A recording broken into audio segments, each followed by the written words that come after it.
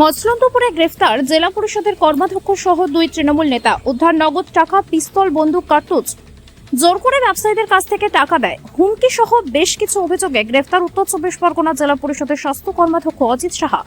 গ্রেফতার করা হয়েছে জমি ব্যবসায়ী তার ভাই সুচিত সাহাকেও। গতকাল রাতে গোবরডাঙ্গা থানার পুলিশ কেন্দ্রীয় বাহিনীর উপস্থিতিতে দুজনকে বাড়ি থেকে গ্রেফতার করা হয়। ধৃতদের কাছ থেকে উদ্ধার নগদ কয়েক লক্ষ টাকা, কয়েকশো কার্তুজ, বেশ কিছু গুলির খোল, পিস্তল। আজ 10 দিনের পুলিশ হেফাজতের আবেদন করে তোলা হবে বারাসত আদালতে। অজিত শাহর মতন বড় ক্রিমিনাল পলিটিশিয়ান আমার মনে হয় না এই উত্তর 24 পরগনায় আর কেউ আছে।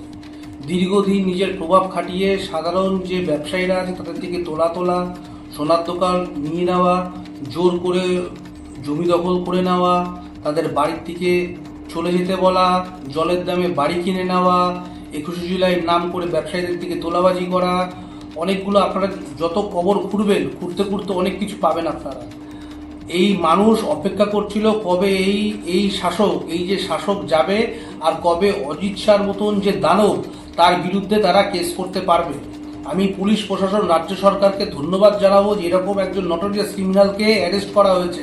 আজকে অজিত শাহ যদি বাইরে থাকে তাহলে সাধারণ মানুষের বেঁচে থাকা মুশকিল হয়ে যাবে। তো রাজ্য সরকারকে আমি ধন্যবাদ জানাবো।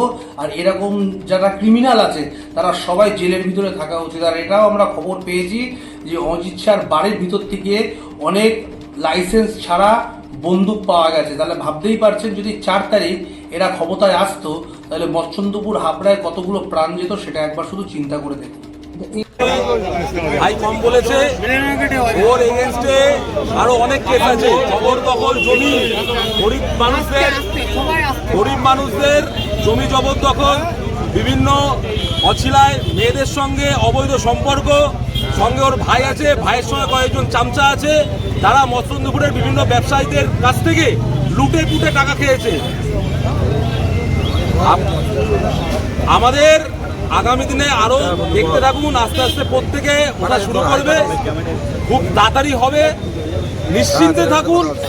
কোনো তৃণমূলের দাগি আসামি, দাগি ক্রিমিনাল কেউ আমাদের এই হিন্দুত্ববাদী সরকারে কেউ আসবে না।